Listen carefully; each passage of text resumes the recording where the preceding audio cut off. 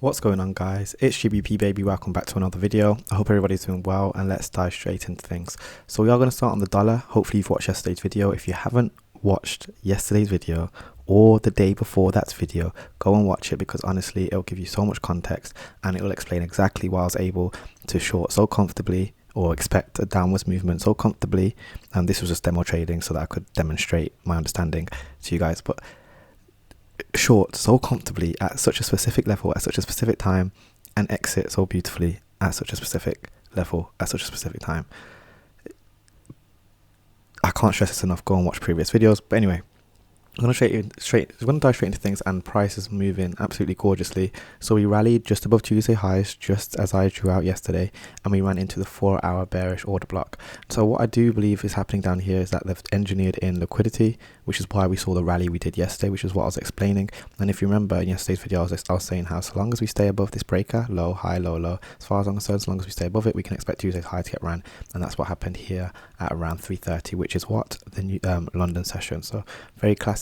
We ran beautifully into the 4-hour bearish order block, which I drew at the beginning of the week. I called this level out, this whole range I called out, but more specifically this 4-hour bearish order block I called out, and I said when price trades into that, I want to see price turn around, and voila, you can see price broke down. Now I'm not psychic. I'm not this accurate all the time, but when certain weeks and certain days play out nicely and in line, it's beautiful and it's really, really nice to get in on.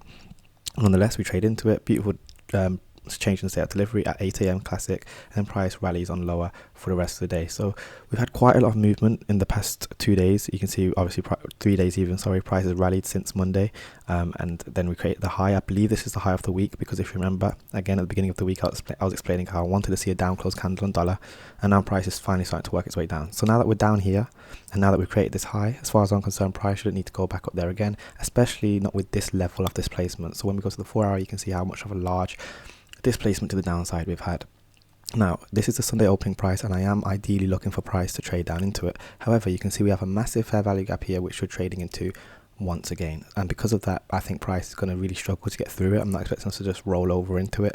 I think it's going to have quite high resistance getting down to it, but ideally I would like to see this this Tuesday low in line with this low as well be ran for sell stops, and then I want to see if we can start to push towards that Sunday opening. Whether we reach that Sunday opening this week, I wouldn't be surprised if we don't, because at the beginning of the week again I was saying how it's likely we are going to stay range bound just because of us coming to the end of August. So I'm not too concerned if we don't, but it'd be nice to think we can start to get deep into the fair value gap at least.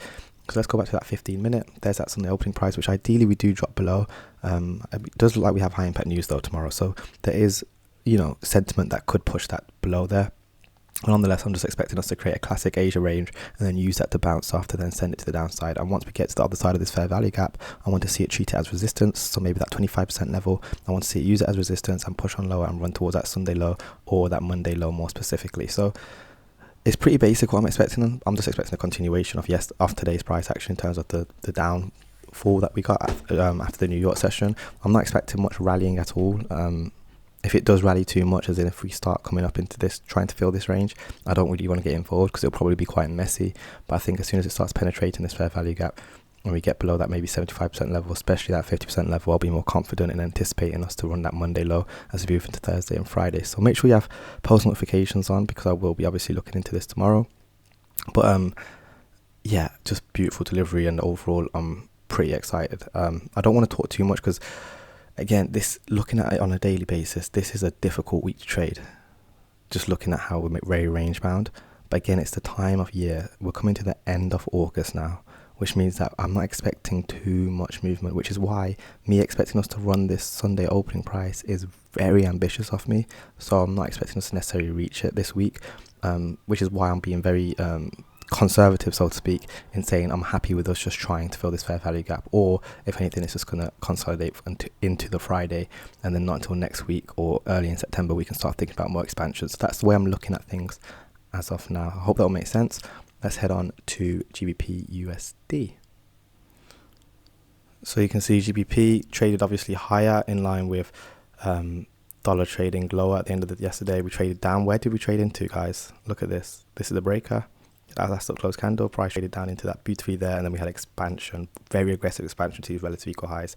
And these are the highs I was talking about earlier in the week, explaining how I'm not expecting them to just stay clean like that. But it's just nice to see us trade down into this inversion fair value gap. Yes, we've wicked below it quite aggressively, right?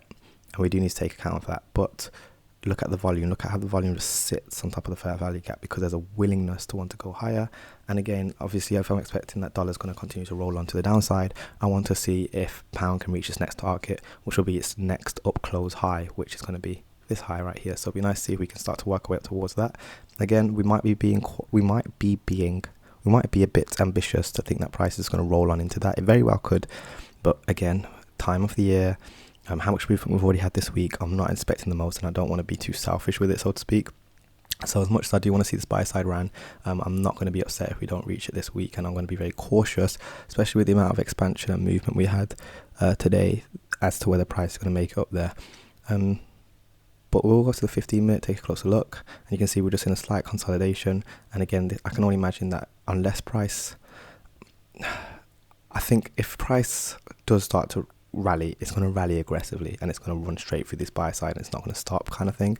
But if we just stay in this consolidation, because right now what I'm looking at is this consolidation on the sell side of the curve. So if I look at all these up close candles right here, this is what's holding us, and this is what we call a point of consolidation. So if we drag that through, basically what price is doing is we're going to test if we can get through it. If we can get through it, it's going to use it as support, and we can start thinking about these highs and maybe even further up. But until then, this is going to hold price in its place. It's almost like it's hit a buffer zone base. I don't want to say that, I don't want to use the word zone, but it's hit a buffer that's saying, look, there's always a point of accumulation here, or some kind of instruction here that's going to either make price wait, or once it's through it, it's going to boost it to levels that we can't imagine. So that's why I'm being a bit cautious, especially after today. I think moving into Thursday, I'm going to be a little bit more cautious, because it's very well that, like I said, we just pull back into the range and we just consolidate for a bit. And if that's the case, then I'll be looking at this bullish order block as a potential pull. But again, we can look at this consolidation that we have all the way from last week. This looks absolutely disgusting. Not from last week, sorry. From yesterday. We can see that price is holding it on top of it. So right now we're stuck between this consolidation and this consolidation. But obviously my bias is to see us trade higher, so I'm looking for us to hit that 50% level so that we can carry on trading higher. But until then, I think, this is obviously a point where the smart money is either accumulating or distributing. I think they're accumulating. This isn't trading advice. This is for educational purposes only. And I'll be waiting in terms of signals, so to speak, because obviously there's a reason I enter price at a certain time, etc. And if that's what you want to call signals, so be it. But as far as I'm concerned, this bullish order block should be able to hold price. I don't want to see us drop below that ideally tomorrow. If that can hold price, I'm happy to be long, with the expectation that we can start thinking about buy side liquidity targets such as up here and up here. But that's only if we don't, start playing around with this range. But this bullish order block really has to hold its own, because it's run out of stop, it's filled in a fair value gap, and then price is kind of wandering around. So I think the way I see this is it's done its job. We don't need to go back below there. It's done its job. As far as I'm concerned, it should be able to go into the next stage if it's going to. If not, I don't want to hear from it. And that's the fair value gap I'm talking about. Filled it, left it, and I don't see any reason for price to need to go back down there again. But you can see it's quite a heavy consolidation. We've been in since 12 o'clock now, and it's coming up to 6 o'clock. So I think the Asia range is probably going to form, and then we might see us wander up into that buy side ideally. So I hope that makes sense. And finally, let's finish up on Euro USD. And finally, you can see Euro USD right here. And you can see that I went short during the London session. So what's interesting is that from when I made my video, I was explaining that so long as price stays below this range, I'm happy to go short. And did it? Yes. Well, obviously we traded inside of it, and it was interesting to see how price was being accumulated or distributed in this range. But then as soon as it hit the Asia session, prices carried on running. I do like days like this. This is a very common practice for price. Make sure to join the mailing list, because I will be releasing a video specific to mailing list subscribers explaining Asian ranges more in detail. But this is classic, where you have Asia range that runs, and then you'll have a London session that trades back into that Asia range, maybe to the 50% level, maybe to the 25% level. And when it hits the 25% level, you got a runner. And what we can see here is if we look between 7 o'clock high and we look between the low, which would be about midnight, or just this range in general, you can see our price taps into that 25% level, and then look what happens. And this happens all the time, guys. It happens all the time. The reason I went short at 225 was because I know that my setup usually forms between 3 a.m. and 3:30 a.m. I just woke up. That's like 8 a.m. for me, so I was awake, and I saw the position. I saw where we were trading inside of this range where I knew I wanted to go short. Why? Because I targeted this fair value gap yesterday. If you've been watching my videos this week, you'll know I was talking about. Let's go take a closer look. I was talking about this fair value gap. Is it 15-minute? I was talking about this fair value gap, and now that we're on the sell side of it, I want to see it act as resistance. What happens? We trade into it, acts as resistance, so I'm happy to go short. Stop loss 50% level, or you could put it at this bearish order block. Where do we target? Well, we've got some beautiful relative equal lows below there.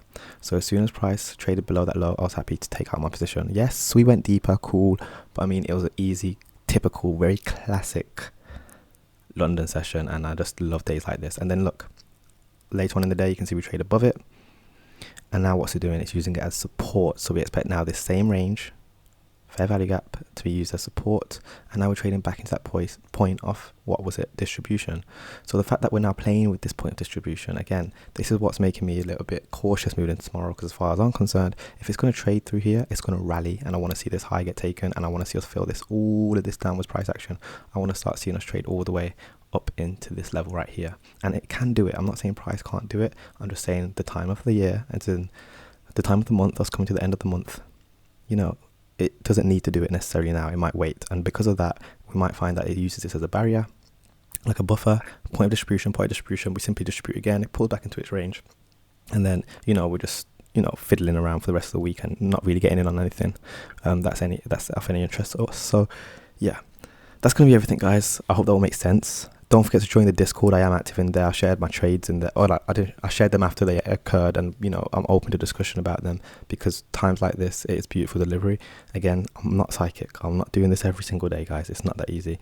But when certain plays and certain hints in the market show itself like it did, and it opens its hand like it did this week, it's very nice to get in on. And then also, of course, join the mailing list. All the links are in the description, and I'll catch you guys tomorrow. Peace.